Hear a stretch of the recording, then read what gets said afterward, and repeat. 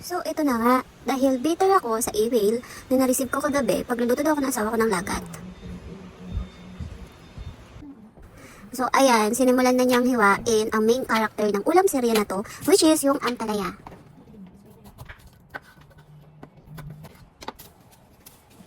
So, tinanggal nga niya yung buto kasi hindi naman nga daw kasama sa istorya.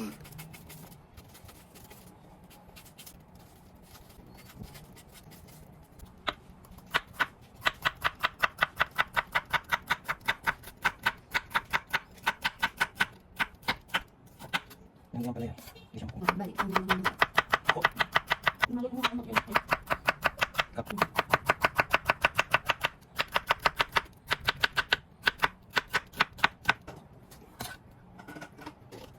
Pagkatapos nga niyang hiwain, nilagay niya sa tubig, nilagyan niya ng asin, at saka niya niramas-ramas para matanggal o mabawasan yung pait ng ampalaya.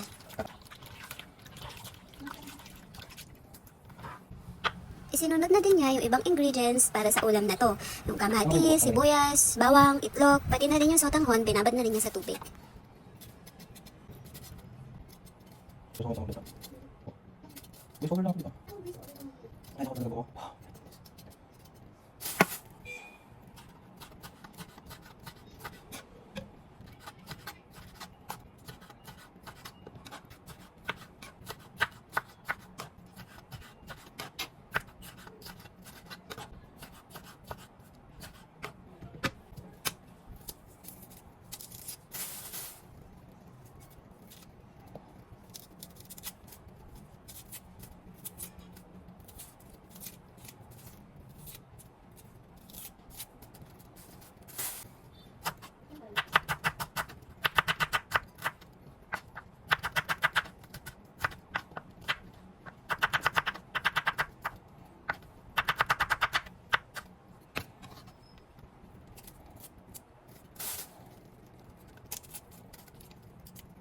Naglagyan bawang.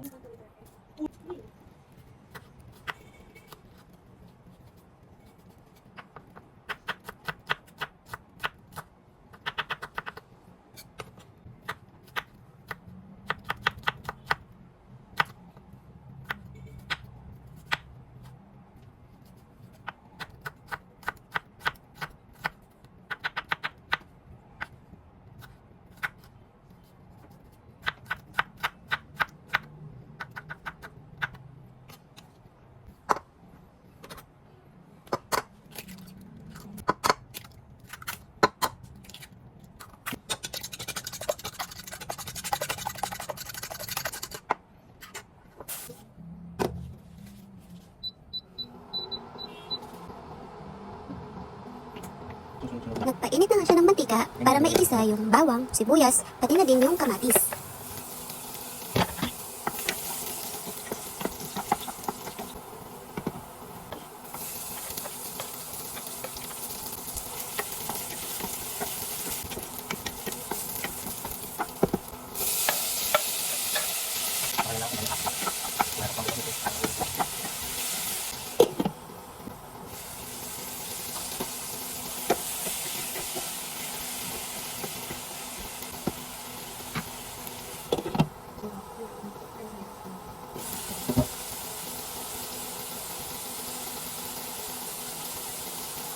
Nilagyan nga rin niya pala ito ng pork pero cubes na lang muna kasi 21 pesos lang naman daw ang kada meal, sabi ng Neda.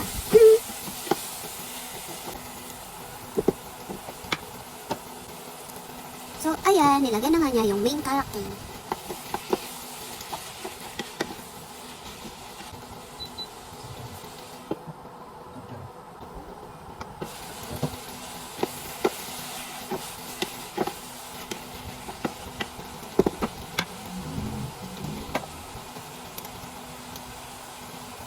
Nilagyan nga rin pala niya ito ng alamang para magkaroon naman ng alat ang bitter kong life.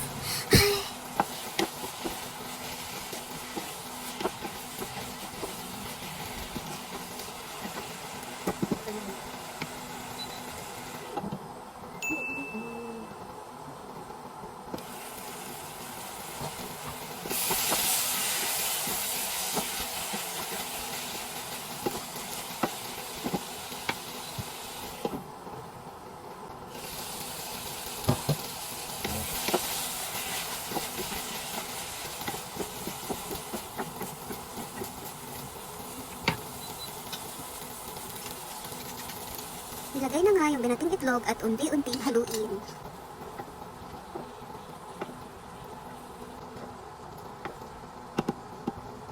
Ano sabi mo? Ang tawag ko.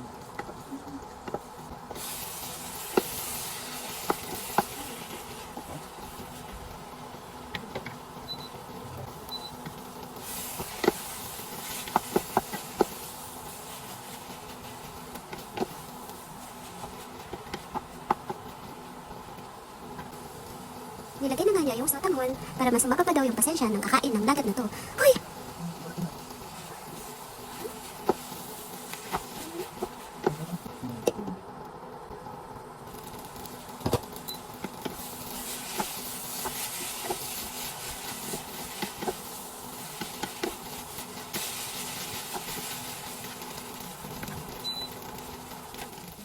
Oh, ayan, luto na. Kain na tayo mga bitter.